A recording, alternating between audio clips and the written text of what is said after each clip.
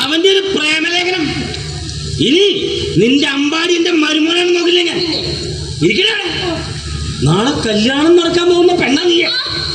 ഞാൻ പലവട്ടം പറഞ്ഞിട്ടുണ്ട്, നീയും അമ്പാടി ആഗ്രഹിക്കുന്നൊന്നും ഈ ജന്മത്തിൽ നടപടിയാവുന്ന കേസല്ല. നാളെ നീയും ജയകാന്തനും തമ്മിലുള്ള കല്യാണം നടന്നിരിക്കും. ഇല്ലെങ്കിൽ നിന്റെ അച്ഛൻ ഈ നടപടി നാരായണൻ ജീവിച്ചിരിക്കില്ല. ഇനി അവന്റെ പേരോട് വേണ്ടിപ്പോയ എന്നെ മോളാന്ന് നോക്കില്ല, ചാവിട്ടി കൊന്നോളെ ഞാൻ ഒരു മട്ടാളെ. അപ്പൂപ്പനകത്തുണ്ടോ? വിളിക്കേ. അച്ഛനൊരു പ്രേമലേഖനം കിട്ടിയെന്ന് പറ. പറഞ്ഞത് കേൾക്കണേ അച്ഛനെ വിളിക്കാൻ. അവന് പാട്ടുകാരനായിരിക്കും, വലിയ പിടിപാടുണ്ടാവും. പക്ഷേ അതൊന്നും ഈ നടപടി നാരായണന്റെ മുമ്പിൽ നടപടിയാവില്ല.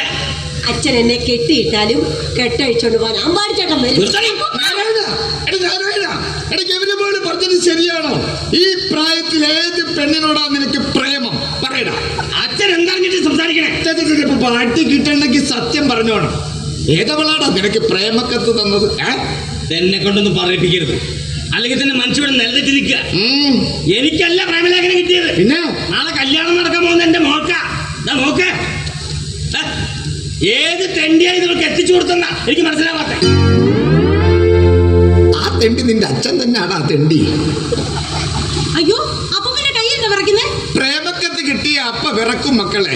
പഠിക്കുന്ന കാലത്തെ ഉള്ളതാണ്. ഇനി ഇവളോട് സംസാരിക്കാൻ എനിക്ക് പറ്റില്ല. പറ്റുമെങ്കിലേ ഒന്നുകൂടെ ഉപദേശിച്ചു കൊടുക്കാൻ. എന്നിട്ടും അനുസരിക്കുന്നില്ലെങ്കിൽ വേണ്ട വേണ്ട, അച്ഛനാണ് അന്നം കൊടുത്തതുകൊണ്ട് അറച്ചളയും ഞാൻ. മോളെ ഗംഗേ, ഇവൻ എന്റെ മോൻ തന്നെയാ, പക്ഷെ വിവരദോഷിയാ, സൂക്ഷിക്കണം. ഓ, എന്നാലും നീ ഇത്ര വിവരം കിട്ടവളായി പോകുന്നു ഞാൻ കരുതിയില്ല. എടി, ഒരു പ്രേമക്കത്ത് കിട്ടിയ അതാരും കാണാതെ സൂക്ഷിക്കാനുള്ള സാമർത്ഥ്യം വേണ്ടേ? എവിടെ? നിന്റെ കാര്യം കഷ്ടം തന്നെ. നാരായണ പോരേടാ, മതി. ഓ, ധാരാളം. ഇനി വായൊന്ന് തുറക്കാതിരുന്നാ മതി. അവന് ഈ കത്തിൽ എന്തൊക്കെ എഴുതിയിരിക്കുന്നെന്ന് അച്ഛനറിയോ? കേട്ടോ? പ്രിയപ്പെട്ട ഗംഗെ, അസലായിട്ടുണ്ട്. നീ ഒന്നുകൊണ്ട് പേടിക്കരുത്. ജയകാന്തന് നിന്നെ കെട്ടിച്ചു കൊടുക്കാനുള്ള അമ്മാവന്റെ ആഗ്രഹം നടക്കാൻ പോകുന്നില്ല. ഇന്ന് രാത്രി 12 മണിക്ക് ഞാനും സാമിക്കുട്ടിയും ജീപ്പുമായി അവിടെ എത്തും. എല്ലാവരും ഉറങ്ങി കഴിയുമ്പോ നീ ഇറങ്ങി വരണം.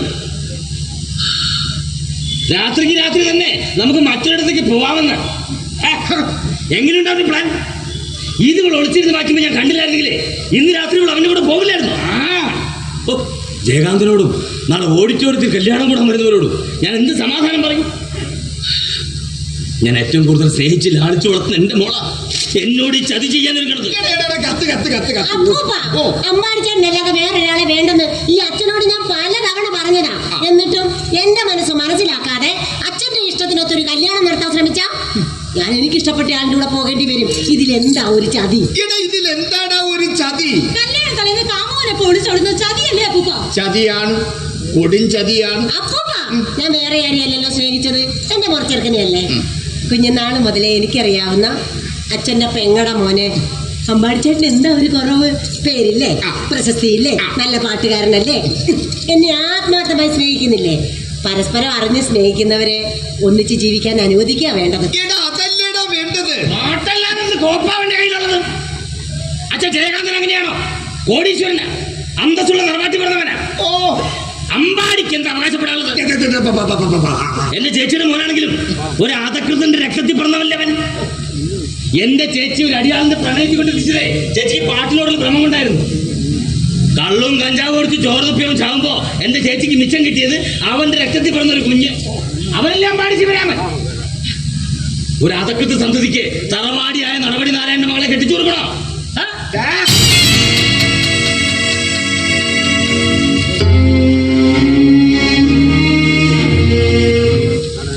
അമ്മാവന്റെ മനസ്സിൽ എന്നോടുള്ള ശത്രുതയ്ക്ക് കാരണം ഇതായിരുന്നു അല്ലേ? ഈ തിരിപ്പിശിക്കത്തരവും പിടിവാശിയൊക്കെ ഉണ്ടെങ്കിലും എൻ്റെ അമ്മാവൻ നടപടി നാരായണൻ എല്ലാത്തിലും ഒരു നിലപാടുള്ള ആളാണെന്നാണ് ഞാൻ വിശ്വസിച്ചിരുന്നത്. ഉള്ളിൽ ജാതി വെറിയുടെ വിത്ത് കിടപ്പുണ്ടെന്ന് ഞാൻ വിചാരിച്ചില്ല. എന്തില്ലെന്ന് പറഞ്ഞാലും വർണ്ണവെറിയുടെ വിത്തും വേരും എല്ലാവരുടെ മനസ്സിലുണ്ട്. അങ്ങനെ അടക്കി പറയണ്ട. ഈ നിൽക്കുന്ന അപ്പൂനിൽ പോലും ഇപ്പൊ അങ്ങനെ ഒരു ചിന്തയില്ല. എനിക്കുണ്ടെന്ന് കൂട്ടിക്കോ. ഞാൻ സ്നേഹിച്ച് വളർത്തി എന്റെ മോളെ കെട്ടിച്ചു വിടുമ്പോ കെട്ടാൻ പോകുന്നവന്റെ വിത്തും വേരും ഞാൻ ചകഞ്ഞു നോക്കും. എന്തൊക്കെ പറഞ്ഞാലും എന്റെ മോളെ കെട്ടാൻ യോഗ്യനല്ല. സ്ഥലം വിട്ടോ. നാരായണ, അച്ഛൻ പറയുന്നു. ഇന്ന് രാത്രി ടാഗോർ ഹാളിൽ നിനക്ക് പാട്ട് കച്ചേരിയുള്ളതല്ലേ? എന്റെ മോളുടെ കല്യാണം മുടക്കാൻ നിൽക്കണ്ട, പോയി പാട്ട് പാടാ. അത് മുടക്കിയാലേ സംഘാടകർ എടുത്തിട്ട് പെരുമാറുള്ളൂ. പക്ഷെ ഇത് മുടക്കിയ ഒന്നുകിൽ നീ അല്ലെങ്കിൽ ഞാൻ. എന്റെ കൂടപ്പറപ്പിന്റെ വയറ്റിൽ പിറന്നു പോയതുകൊണ്ട് ഞാൻ ക്ഷമിക്കണത്. ഇറങ്ങി പോടാ. എന്റെ ശവത്തി ചവിട്ടിയെ നിനക്ക് പിന്നെ ഇവിടെ ഇറങ്ങി പോകാൻ പറ്റും. എന്താടാ? ജാതിയിൽ താണവന്റെ ചോരയാണെങ്കിലും ഈ പെങ്ങളുടെ കുട്ടിയെ അമ്മാവനും തോളിലിട്ട് നടന്നിട്ടുണ്ട്. ഗംഗയെ പോലെ ഈ നെഞ്ചിലെ ചൂട് ഞാനും കുറെ അനുഭവിച്ചിട്ടുള്ളതാണ്. പൂരത്തിനും വേലയ്ക്കുമൊക്കെ പോകുമ്പോൾ അമ്മാവന്റെ ഈ 2 കൈകളിലും തൂങ്ങി കൂടെ വന്നവരാണ് ഞാനും ഗംഗയും. ഞങ്ങൾ ഒരുമിച്ച് ജീവിച്ചോട്ടെ. അമ്മാവ വേണ്ടോ, ഗംഗയുടെ കഴുത്തിലണിയാൻ ഞാൻ പണി കഴിപ്പിച്ച താലിയാണ്. ഈ സ്വർണത്തേക്കാൾ മൂല്യമുള്ള സ്വപ്നങ്ങൾ ഞങ്ങൾ കുറെ കണ്ടുപോയി. തച്ചുടയ്ക്കരുത്, നിങ്ങളുടെ മനസ്സിനെ തച്ചുടയ്ക്കരുത്.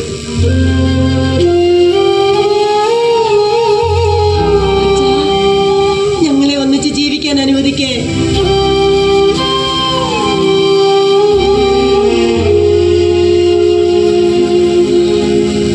എന്നിട്ട് നാളെ മാനം കെട്ടി ഞാൻ മരിക്കണം? മോളും കാമുകനും കൂടി അച്ഛനെ ഉയർത്തി വെക്കാനാണ് തീരുമാനമെങ്കിലേ അത് നടക്കില്ല. കാണിക്കില്ല ചേച്ചി, നാളെ ചേച്ചിയുടെ കല്യാണോ?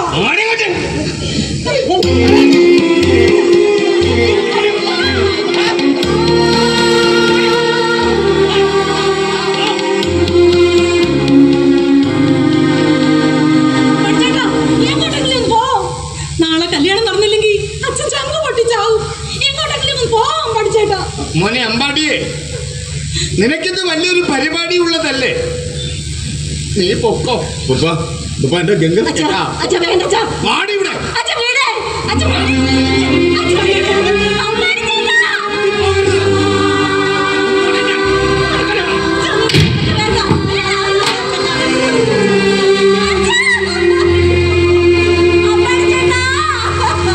ഇനി നിനക്കാണ് ഇവിടുന്ന് കൊണ്ടുപോകാൻ പറ്റില്ല.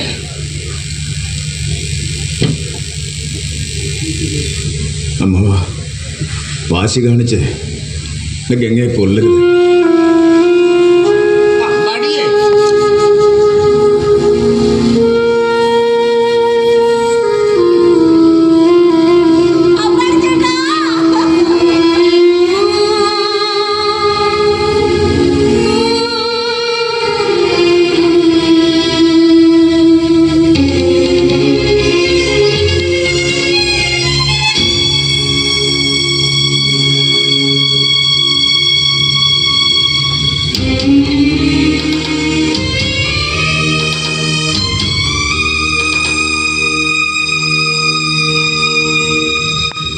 നാരായണ, അമ്പാടി നമ്മുടെ കുട്ടിയായിട്ടാ വളർന്നത്.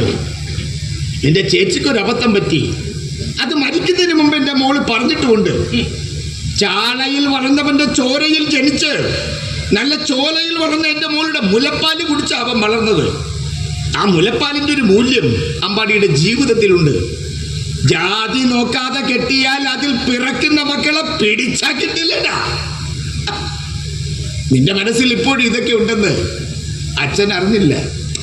കാര്യം കാണാൻ കമ്മ്യൂണിസ്റ്റായ പോരാ, മനസ്സുകൊണ്ട് മനുഷ്യപക്ഷത്ത് നിൽക്കണം. അച്ഛൻ കഴിഞ്ഞതൊക്കെ മറന്നോ?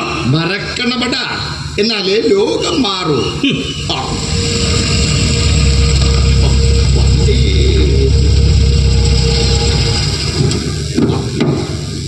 ജയകാന്തനാണല്ലോ.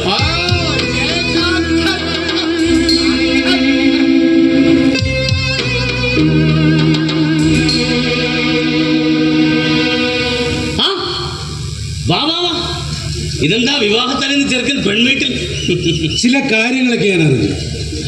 അമ്പാടി ശിവരാമൻ ഇന്ന് രാത്രി ഗംഗയെ കടത്തിക്കൊണ്ടുപോകുന്നത് കേട്ടപ്പോൾ ടെൻഷനായി. അതാ വേഗം കൊണ്ട് വന്നത്. അല്ല, കാര്യങ്ങളൊക്കെ ജയകാന്തനും അറിയാലോ. അറിയാം. നാളെ ഒരുപാട് VIP കൾ പങ്കെടുക്കുന്ന കല്യാണമാണ്. അതിനെന്തൊക്കെ തടസ്സം വന്നാൽ അതെന്നെയും ബാധിക്കില്ലേ? അവളെ ഇവിടുന്ന് ആരും കൊണ്ടുപോകില്ല. ഞാൻ അടച്ചിട്ടിരിക്കുക. ഇന്ന് രാത്രി ഗംഗയെ കൊണ്ടുപോകാൻ അമ്പാടി എന്തോ പ്ലാൻ ചെയ്തിട്ടുണ്ട്. അതൊന്നും നടക്കില്ല. അങ്കിളൊരു വാക്ക് പറഞ്ഞാൽ മതി. എൻ്റെ കുട്ടികൾ ഈ രാത്രിയിൽ ഈ വീടിന് ചുറ്റുമുണ്ടാവും. അമ്പാടിയും കൂട്ടരും വന്നാൽ അവർ കൈകാര്യം ചെയ്തോളും. തല്ലാനും കൊല്ലാനും തയ്യാറുള്ള ടീമാണ്. എനിക്കൊന്നേ പറയാനുള്ളൂ, നാളെ ഞാനും ഗംഗയും തമ്മിലുള്ള കല്യാണം നടക്കണം. അത് തന്നെ എനിക്കും പറയാനുള്ളത്. അതിനുവേണ്ടി ജയകാന്തൻ എന്ത് തീരുമാനം എടുത്താലും കൂടെ ഞാനുണ്ടാവും. മതി, എനിക്ക് ഈ വാക്ക് മതി.